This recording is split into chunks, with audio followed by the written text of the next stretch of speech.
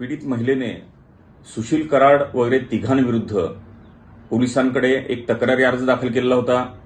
त्या तक्रारी अर्जातील तिच्या आरोपानुसार सुशील कराड वगैरे तिघांनी तिच्या व तिच्या पतीकडून काही रकमा जबरदस्तीने काढून घेतलेल्या होत्या, काही रकमा खात्यावर ट्रान्सफर करून घेतलेल्या होत्या, तिला दागिने विकण्यास भाग पडून त्या रकमा वसूल केलेल्या होत्या, रजिस्टर्ड खरेदी खत जबरदस्तीने करून जमीन नावावर करून घेतली होती असे आरोप होते। त्याचप्रमाणे पॉक्सो कायद्याअंतर्गत काही आरोप करण्यात आलेले होते। तिने दिलेला तक्रारी अर्ज पोलीस महासंचालकांनी बीड पोलिसांकडे चौकशीसाठी पाठवलेला होता। बीड पोलिसांनी चौकशी पूर्ण करून कोणताही गुन्हा घडलेला नाही असा अहवाल तयार केलेला होता।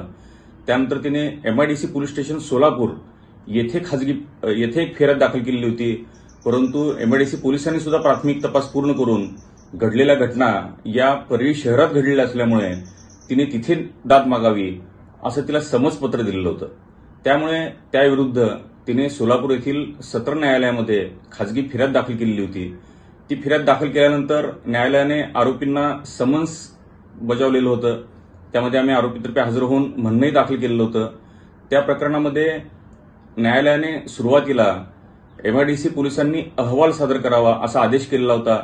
त्यानुसार काल MIDC पोलीस स्टेशन सोलापूर यांनी न्यायालयामध्ये अहवाल दाखल केला आणि घडलेल्या सर्व दखलपात्र गुन्हे हे परळी शहरात घडलेले असल्यामुळे तिने तिकडेच दाद मागावी असं पोलिसांनी आपला म्हणणं दाखल केलं होतं, आपला अहवाल सादर केलेला होता। त्याप्रमाणे त्यावर काल न्यायालयासमोर युक्तिवाद झाला। न्यायालयाने आज त्याचा निकाल दिलेला असून त्या निकालाप्रमाणे घडलेले सर्व दखलपात्र गुन्हे हे परळी शहरात घडलेले आहेत। त्यामुळे त्या कथित गुन्ह्यासाठी तिने तिथल्याच न्यायालयामध्ये दाद मागणे योग्य राहील असं निरीक्षण नोंदवून न्यायालयाने सोलापुरातील खाजगी फिर्याद फेटाळलेली आहे व ती फिर्यादीस परत करून तिने योग्य त्या न्यायालयात दाद मागावी असा आदेश पारित केलेला आहे।